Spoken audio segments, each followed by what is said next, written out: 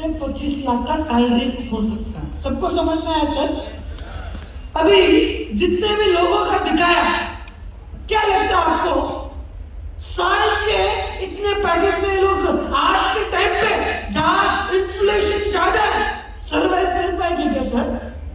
Impossible, impossible sir. उसके अलावा मैंने एमबीबीएस दिखाया, इंजीनियर्स दिखाया, आपको क्या लगता है सब जगह बस खाली फीस दो और नौकरी मिली ना? डोनेशन, सैलरी, सब कुछ एक्स्ट्रा होता नहीं होता सर, होता नहीं होता सर। उसके अलावा सर आज करीबन मेडिकल में लास्ट ईयर का डेटा है, मेडिकल में करीबन 1.5 लाख लोगों को सीट मिली। उसके अलावा ITI इंडस्ट्रियल ट्रेनिंग इंस्टीट्यूट में 25 लाख लोगों को सीट मिली। इंजीनियरिंग में करीबन 12.5 लाख लोगों को सीट मिली।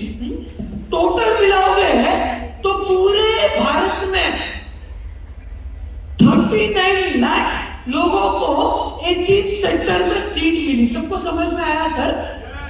एक फैक्ट की बात करूं सर, जो 39 लाख दिखा रहा हूं उसमें से करीबन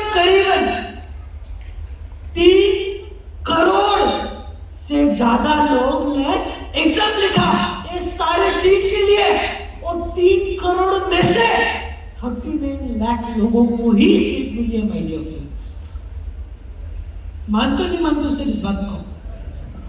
उसके अलावा आज के टाइम पे, ये मैंने पोस्ट किया था, आज के टाइम पे अनएम्प्लॉयमेंट क्या चल रहा है? As from 15 to 29।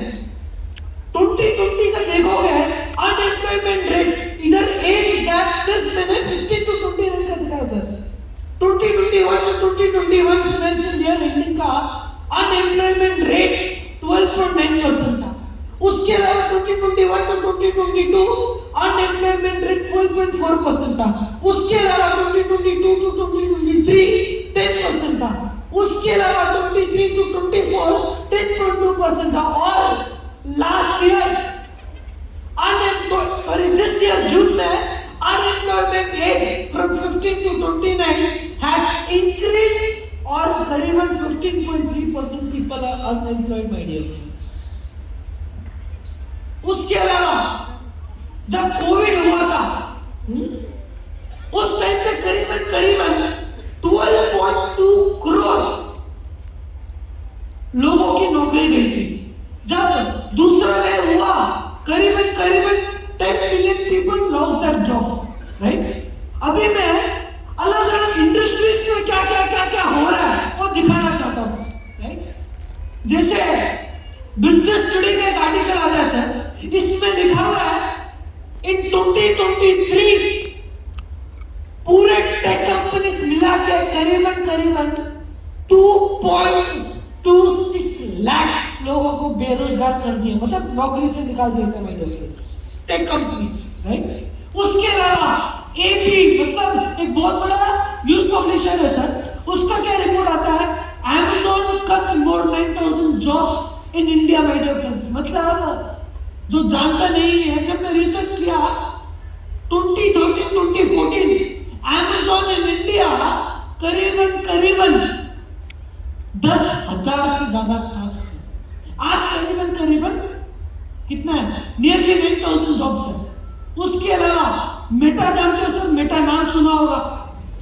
मेटा ने करीबन इंडिया में लास्ट ईयर 21,000 लोगों को बेरोजगार कर दिया, राइट?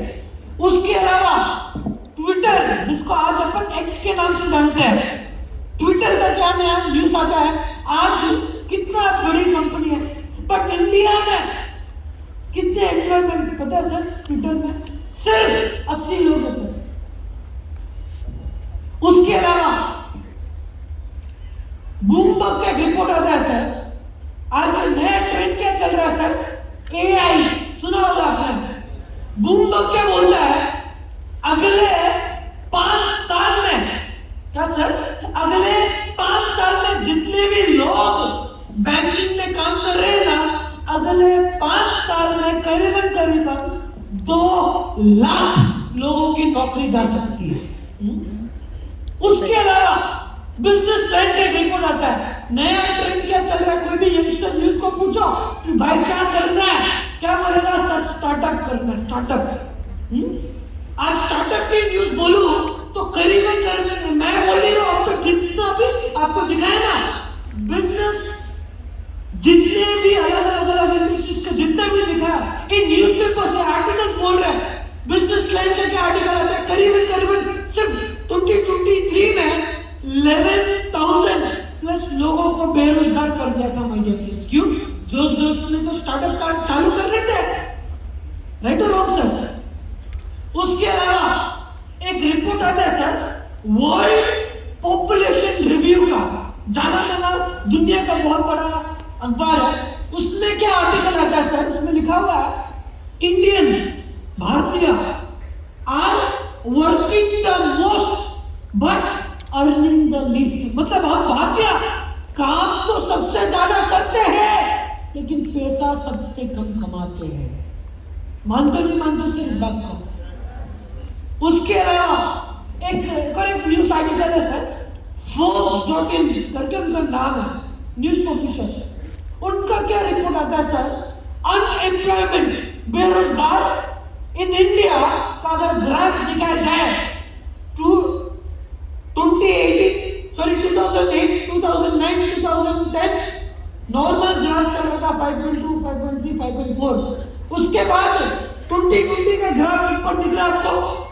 क्यों ऊपर दिख रहा है? क्योंकि उस टाइम पे कोविड हुआ था। जब कोविड हुआ था बहुत सारे लोग अनएम्प्लॉयड हो गए थे, राइट? उसके बाद कोविड नॉर्मल हुआ, उसके बाद कोविड और नॉर्मल हुआ। 2024 लास्ट ईयर कोविड आया था सर। तो फिर भी ये रिपोर्ट में क्या दिखाया जाता है कि जितना अनएम्प्लॉयमेंट कोविड के टाइम पे नहीं था उतना आज के टाइम पे है। माय डियर फ्रेंड्स, मानते नहीं मानते सर इस बात को?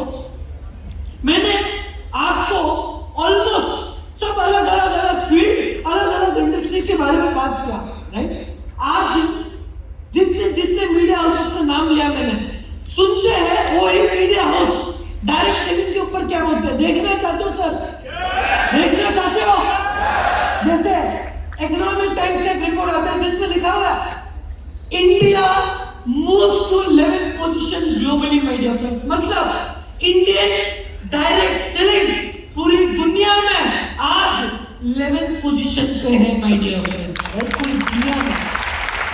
उसके अलावा टाइम्स ऑफ इंडिया वो क्या बोलता है, आज Indian direct selling 11th position पे तो हो सकता है, लेकिन अगले 10 साल में इंडियन डायरेक्ट सेलिंग दुनिया का टॉप 5 में होने वाला है। My dear friends, right? उसके अलावा फाइनेंशियल एक्सप्रेस क्या बोलता है, द अपकमिंग ट्रेंड्स, आने वाला दौर डायरेक्ट सेलिंग का है। My dear friends, financial express बोलता है, राइट? उसके बाद एक और एक आर्टिकल आता है सर जिसमें लिखा हुआ है बाय 2025, मतलब एक साल के एंड तक।